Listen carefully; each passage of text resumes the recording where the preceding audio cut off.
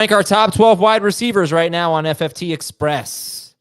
And let's take a trip down memory lane, Heath, because I opened up the wrong document on my computer, and I'm looking at my 2024 rankings from last January. Okay. So you want me to guess them? Yeah, sure. Tyreek Hill was number 2. Jamar Chase was number 3. Justin Jefferson was number 1. CeeDee Lamb number 4. AJ Brown 6.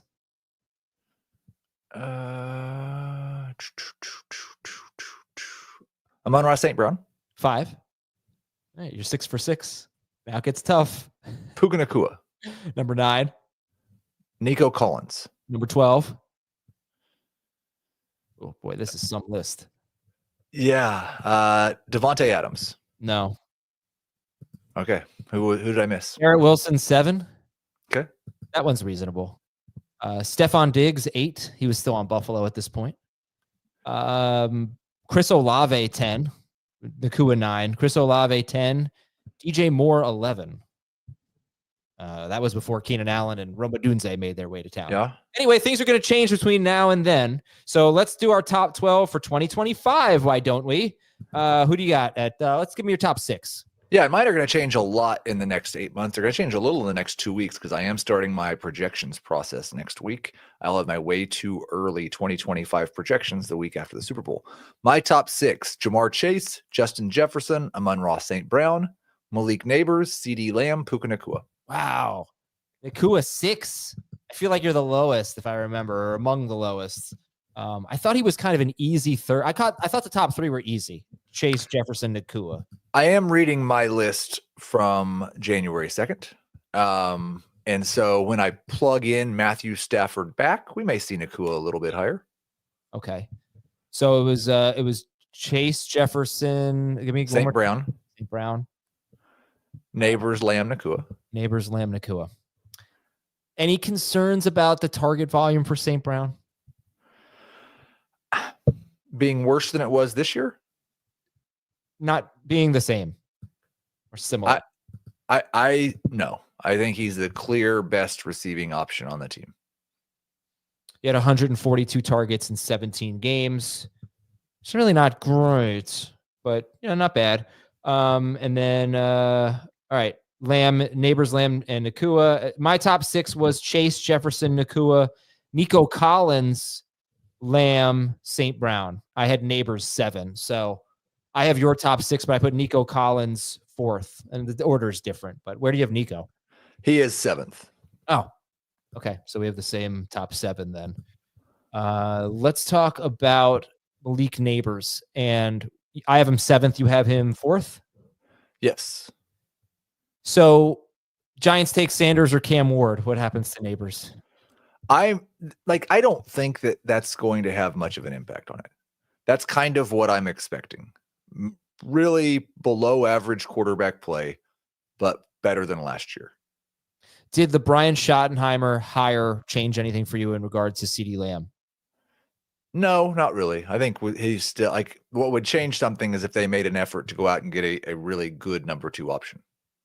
All right. Sean is asking us in the chat, Brian Thomas Jr. Well, I'm sure we're going to be saying his name pretty soon, but first we're going to take a break on Fantasy Football Today Express, come back and give you, we'll start with 7, but 7 through 12 in our top 12 wide receivers for 2025 right after this. All right, so my top 6 was Chase, Jefferson, Puka, Nico, Lamb, and St. Brown.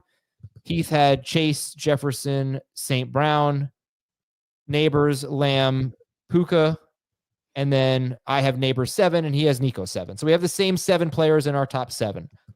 Give me 8 through 12 for you. Brian Thomas Jr., AJ Brown, T. Higgins, Terry McLaurin, Ladd McConkey. Okay, so I go Brian Thomas Jr., AJ Brown at 8 and 9. We have the same top 9 in a different order. Very different, 10 through 12. Give me your 10 through 12 again. Higgins, McLaurin, McConkey. Higgins, McLaurin, McConkey. I have Evans, Tyreek Hill, Drake London. So I put Evans, we had to list when we did this back in January, as the guy who just missed the cut. And Mike Evans was the guy who just missed the cut. And I said it's entirely because I'm being an ageist. He'll be 32 years old. by the time he plays his next football game. At some point, we're going to see a little bit of a drop, but he'd probably be 13th. Okay. And I have Tyreek Hill in there too. And he's 31 years old next year. So it's kind of the thing I talked about last year. The obvious difference between Mike Evans and Tyreek Hill is that Mike Evans didn't show us any blemishes. Mike Evans didn't show us any signs of age. Yeah. Tyreek Hill's production really fell off, and maybe that was all about the offense changing, all about the quarterback play. But it was a very disappointing season, and now he's also not happy. Well, I think another reason for Hill's struggles was the wrist injury, which he hurt in the preseason and then re-injured it when he got arrested. And then he was not really practicing. And there was a quote that really stuck out to me late in the year. I can't remember who they played, but he had a couple of missed opportunities, big play opportunities, dropped a touchdown, dropped what would have been a big play, maybe another touchdown. He said he's not practicing during the week because of the wrist, and he doesn't have the same chemistry with Tua. So I think injuries are partially to blame for Tyreek Hill. I still saw a guy that was burning defenders, was super fast. And I mean, I have him 11th. So obviously it's a big discount from what he's been. I'm not ready to bury him just yet. Drake London, I had at 12. He had 39 targets in 3 games with Michael Penix. He went over 100 yards twice. One of those games was without Darnell Mooney. But did you consider him? Yeah, he's definitely right there. I think he finished last year as wide receiver 13, tied with Brian Thomas Jr. I'm not quite as sold on Michael Penix being a great thing for Drake London going into next year as some people seem to be. I think we could see Penix kind of blow up and just not be a very good quarterback. What do you think the difference was for T. Higgins? We all like T. Higgins, but I thought he'd bounce back to something like 15 to 16 PPR fantasy points per game and be in that wide receiver 15 range, which is kind of what he had been the previous 2 healthy years. In the game, he always had these games where he left early with injuries. What do you think was the difference for him? I think he finished as a top 5 receiver this year. Yeah, I mean, just looking at the statistical profile, it was very similar in terms of yards per target. The big difference was in the past 4 seasons, he'd never scored more than 7 touchdowns. Last year, he scored 10. Receiving yards per game were basically what they were in 2021, but better than the last 2 years. And I think that's probably because I don't remember, what did he have, 1 partial game this year? Did not have as many games where his snap share was just way down. I actually don't see a game below 64% of the snaps. So that makes a big difference when you're looking at per game stuff. Yeah, and I think he's an interesting player, right? He's got 4 seasons out of 5, T. Higgins, with 108 to 110 targets.